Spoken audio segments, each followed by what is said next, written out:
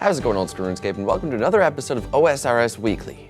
A lot's happened this last week, and in this video you'll find a brief rundown of pretty much everything. So let's start with poll number 27, which had a lot of questions that were seriously well received. A few of the bigger ones being Instance Corporal Beast, which would allow players to take their clan chat in to fight the boss. It would cost 200k per entry for a team of any size, and this would be helpful to prevent teams from getting crashed. And that one did just barely pass with 78%.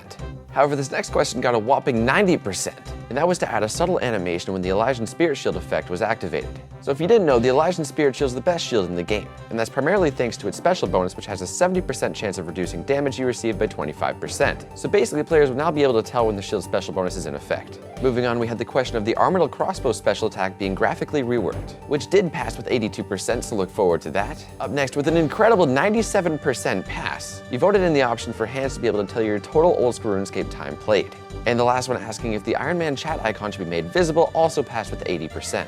So let's get into the bigger topics like Zeah the New Continent and Achievement Diaries. So we've kicked off November with some massive questions coming to polls. First being Zeah. Along with the poll, we also have a more in-depth video on the new continent, Zeah, which was uploaded yesterday, and you can find a link to it in the description. So be sure to check that out if you're unsure of what to vote. Moving on to the Achievement Diaries. So for quite some time we've talked about the possibility of additional diaries for other areas of the game. And in this poll we're offering just that. We're looking to release 10 new diaries to Old School, including Elite Diaries. And if you want to learn more, be sure to check out November's Month Ahead blog. Moving forward, we have the Well of Goodwill, which we touched on a little bit in the last weekly video, but today let's go a bit more in depth. So if you didn't know, the Well of Goodwill started at the beginning of November and it's ending at the end of November. And the well essentially allows you to dump your coins and items to have them converted into a charitable donation. And we've even added rewards. Furthermore, having realized just how valuable your cash is to you, we've decided to give you a helping hand to reach these goals. So as you may have already seen, Mod Ronin and Mod Weth have been hunting down bots and contributing their hard-earned cash to the Well of Goodwill. Okay, lovely. Let's see how much he's got on him.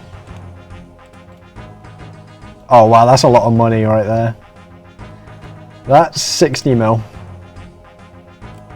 And now it's 0.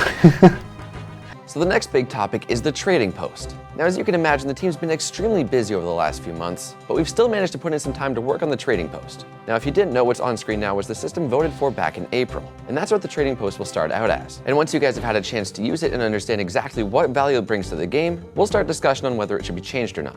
Now, the last major update was the change to death mechanics. So as many of you are aware, we've been experiencing network connection issues over the last few weeks. Now, we wanted to be as transparent as possible and let you guys know exactly what's going on and what we can do about it. So to keep it sweet and simple, one of the most prevalent reasons why our networks have been under attack is to gain items from those that die in-game. After discussing various ideas, we've decided to update the death mechanic so that when you die, your items will stay on the ground for 10 minutes and will only be visible to you. After that 10 minutes, they disappear. There's no chance of picking up anybody else's items. Now please note, this does not apply to PvP.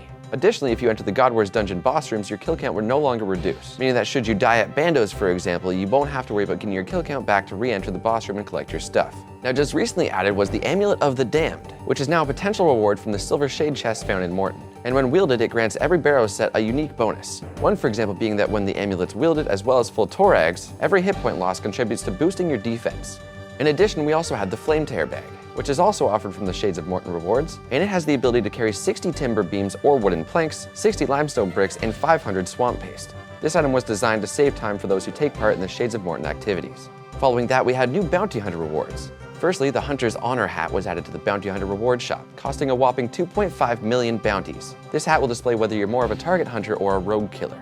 In addition to that, we also had the Granite Clamp, which is another cosmetic upgrade, this time to the Granite Maul. And it costs just 250k bounties, but offers a fancy new look to the Granite Maul.